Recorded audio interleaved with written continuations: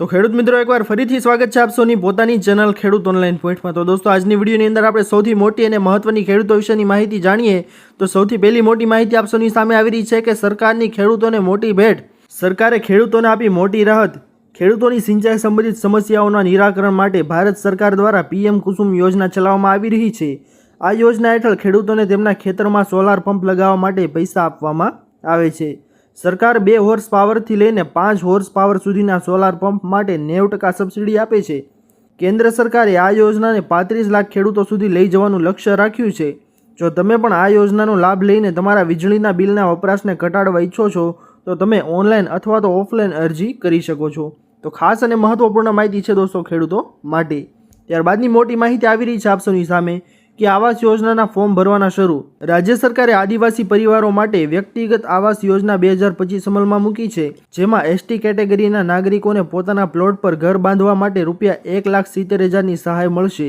લાભાર્થીઓના bank ખાતામાં સીધી રકમ જમા થશે અને ઓનલાઈન અરજી છે તે 4 ઓગસ્ટથી શરૂ થઈ ગઈ છે અને અંતિમ તારીખ 4 સપ્ટેમ્બર 2025 છે તે નક્કી કરવામાં આવી છે। પાત્ર પરિવારોએ જરૂરી દસ્તાવેજો સાથે સમયસર અરજી કરી દેવી। ત્યારબાદની મોટી માહિતી આપ સૌની સામે આવી રહી છે દોસ્તો કે નવા જૂનીના એંધાણ 4 દિવસ અતિભારે વરસાદ। અંબાલાલ પટેલે આગાહી કરી છે કે આગામી દિવસોમાં ગુજરાતના અનેક વિસ્તારોમાં ભારેથી અતિભારે વરસાદ પડશે। 19-20 ઓગસ્ટે દક્ષિણ ગુજરાતમાં વરસાદનું જોર વધશે અને 20થી 21 ઓગસ્ટે અમદાવાદ, ગાંધીનગર, મહીસાગર, સાબરકાંઠા અને પંચમહાલમાં ભારે વરસાદની શક્યતા છે। જ્યારે 23થી 25 ઓગસ્ટ સુધી મધ્ય ગુજરાતમાં ભારે વરસાદથી નદીઓમાં પૂર જેવી સ્થિતિ સર્જાઈ શકે છે। ગણેશ ચતુર્થીના તહેવારો દરમિયાન વરસાદી ઝાપટા પણ પડી શકે છે। તો ખાસ અને મોટી આગાહી છે તે અંબાલાલ પટેલ દ્વારા કરવામાં આવી છે। ત્યારબાદની મોટી માહિતી છે દોસ્તો આગળ કે ખેડૂતોને દર મહિને ₹5,000 સહાય। જો તમે પણ નિવૃત્તિ પછી એટલે કે 60 વર્ષ પછી પેન્શન મેળવવા માંગો છો દોસ્તો તો તમારે માત્ર ₹210 જમા કરીને મહત્તમ ₹5,000 પ્રતિ માસ પેન્શન મેળવી શકો છો। અને આ સરકારી યોજના છે તેનું નામ છે અટલ પેન્શન યોજના, જેમાં દર મહિને ખાતરીપૂર્વક પેન્શન આપવામાં આવે છે। વર્તમાન નિયમો અનુસાર જો તમે મહિને ₹5,000 પેન્શન મેળવવા માંગતા હો તો તમારે દર મહિને ₹210નું રોકાણ કરવું પડશે, અથવા તો જો તમે દર મહિને ₹1,000 પેન્શન મેળવવા માંગતા હો તો તમારે દર મહિને ₹42 રોકાણ કરવું પડશે। જ્યારે આ યોજનામાં 60 વર્ષ સુધી રોકાણ કરવાનું હોય છે। તો ખાસ અને મહત્વપૂર્ણ માહિતી છે દોસ્તો તમામ ખેડૂતો માટે। ત્યારબાદની મોટી માહિતી આગળ આવી રહી છે કે નવા નિયમો સાથે જાહેરાત। કેન્દ્ર સરકારે રેશન કાર્ડ ધારકોને લઈને નવી ગાઈડલાઈન જાહેર કરી છે, જેમાં કેવાયસી અને રાશનના જથ્થાને લઈને નવા નિયમો જાહેર કર્યા છે, જેમાં દેશના કોઈપણ રાશન કાર્ડ ધારક સતત 6 મહિના સુધી રાશનનો જથ્થો નહીં લે તો તેનું રાશન કાર્ડ આપોઆપ રદ થઈ જશે। આ સિવાય સરકારે દર 5 વર્ષે કેવાયસી કરવાનો પણ આદેશ કર્યો છે। ખાસ વાત એ છે દોસ્તો કે રેશન કાર્ડને લઈને ચાલતી કાળાબજારી અને ડુપ્લિકેટ રેશન કાર્ડ જેવા મુદ્દાઓ છે તેને લઈને સરકારે નિર્ણય કર્યો છે આ મોટો। તો ત્યારબાદની મોટી માહિતી આપ સૌની સામે આવી રહી છે દોસ્તો કે ડ્રાઇવિંગ લાયસન્સ સરળ નિયમ। હવે તમારે લર્નિંગ લાયસન્સ એટલે કે કાચું લાયસન્સની પરીક્ષા પાસ કરવા માટે 15માંથી 9 પ્રશ્નો સાચા પડતા લર્નિંગ લાયસન્સનું કાર્ડ છે તે ઇસ્યુ કરવામાં આવશે। પહેલાં 11 પ્રશ્નો સાચા હોવા જરૂરી હતા।